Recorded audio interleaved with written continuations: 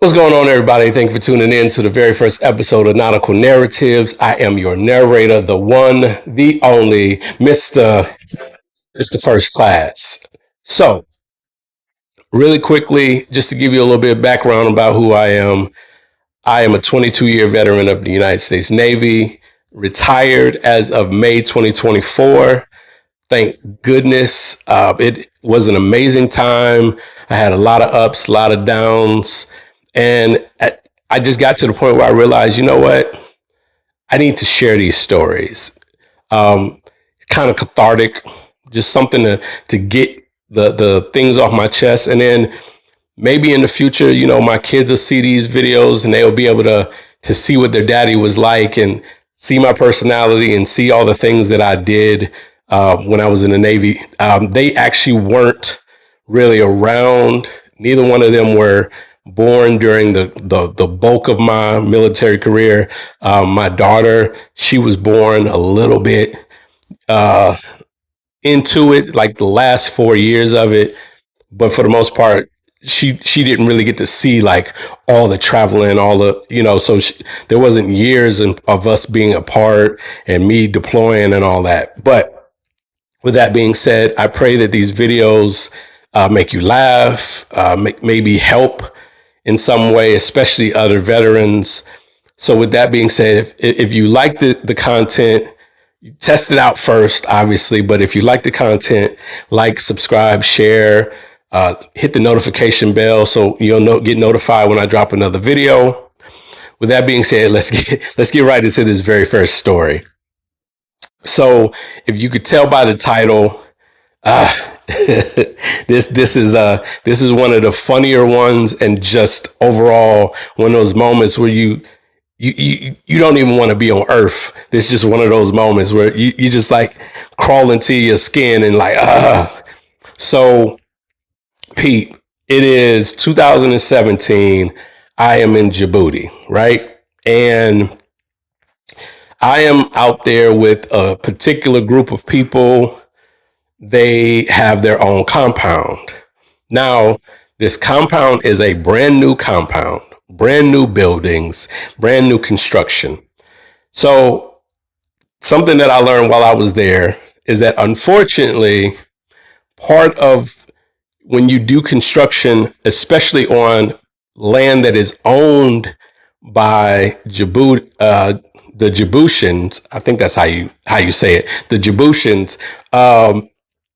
Correct me if I'm wrong, but you have to utilize some of the contractors from outside. You have to use some of the supplies from that country, to try to keep, money going into the economy there in Djibouti. So these beautiful new buildings, and unfortunately, the piping for these new buildings is not the best, right?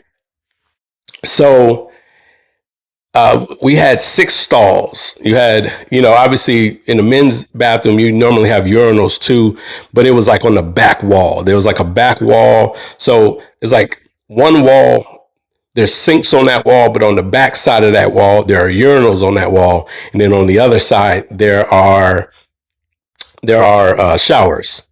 So having a lot of trouble with the pipes, because you're utilizing, we have American like toilets and showers and all of that stuff, but we're using Djiboutian pipes, and so they don't necessarily correspond with each other in a proper way.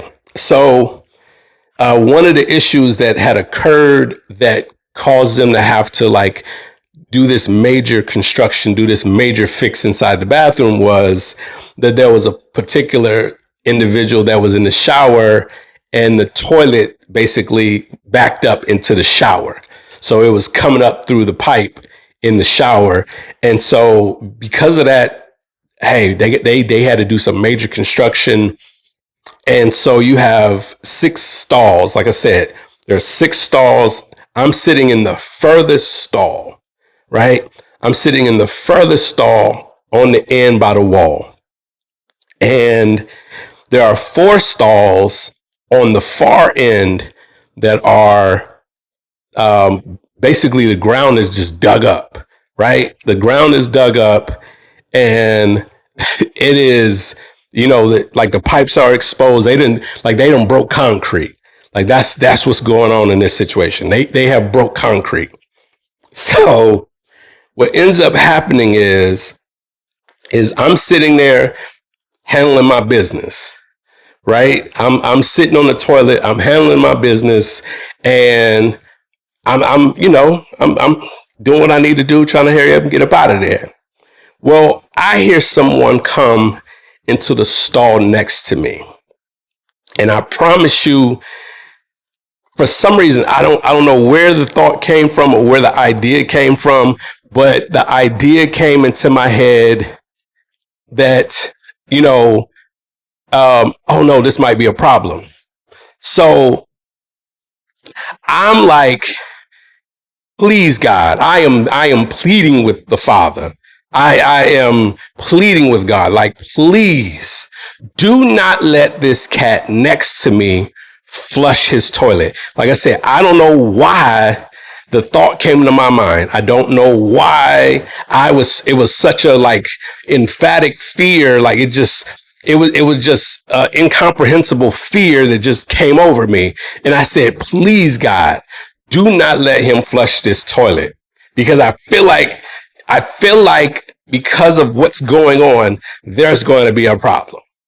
So with all my prayers, with all my pleading, guess what happened? He flushed the toilet. And you can only imagine what happened next. The biggest, hardest splash I have ever felt in my life hit me on my butt. I'm talking all my thighs, everything. Oh my God, the my worst fears came true. My worst fears came true. You know what I'm saying? The toilet and all its contents splashed up on my butt. So at this point, I am disgusted. I am like, you know what? I hate it here. And it really wasn't that bad of a deployment. It really wasn't. But that moment, that time, I don't know about y'all. I don't know how y'all feel, but I promise you, everything in me wanted to scream at the top of my lungs. But I held it in. I kept it together. Um, that brother, he walked out. He never probably even knew that I got splashed, because I didn't say no words. I just felt it and I just gritted my teeth. I was hot. I was livid. But yeah, so I eventually, wiped myself down, finished my business, flushed the toilet, and y'all know I took another shower. Like, mind you, I had just taken a shower like a few hours ago, but I went on and took another shower again, because it wasn't no way. Ain't no way I was not going to go through the rest of my day like that. It was not going to happen. It just, period. I just wasn't going to let that happen. So with that being said, that's just one of the funny stories, or one of the wild situations that I have had in my 22 years of being in the Navy. I definitely plan to share more. Like I said, if you like the content, subscribe, hit the like. You know what I'm saying? It don't cost you nothing. Just hit the like. You know what I'm saying? Just look out for your boy. Just hit the like. You know what I'm saying? Let me know that you feeling it. For anybody that's ever been in Djibouti, y'all know exactly where I was. All the way, like I said, all the way on the far end of the base, with the compound with the fence around it. I don't know what the buildings are now, but back then there was these 2 buildings that were really close to it. They were called the E5, E6 barracks. And then it was like a little smoothie spot. Hey, It was janky. It was like a little shack. But yo, when I tell you them smoothies was the most fire smoothies I've ever had in my life, on my mama, the best I've ever had. So again, with that being said, I will definitely be sharing more stories. I will definitely be keeping y'all in tune. Hopefully, I keep y'all laughing because, like I said, I have a million stories when it comes to being in the military. And again, I feel like with all the channels, with all the people, all the shooters telling all their stories, yo, there's a lot about the military that isn't the run and gun. A lot of it is just us. It's the what did I once told somebody this story and I said, hey, I need you to remember something. I know we with them. I know we with them, but I need you to understand. They're Batman and we're Alfred. So with that being said, yo, fair winds, following seas, and I'll see you on the next one. Peace.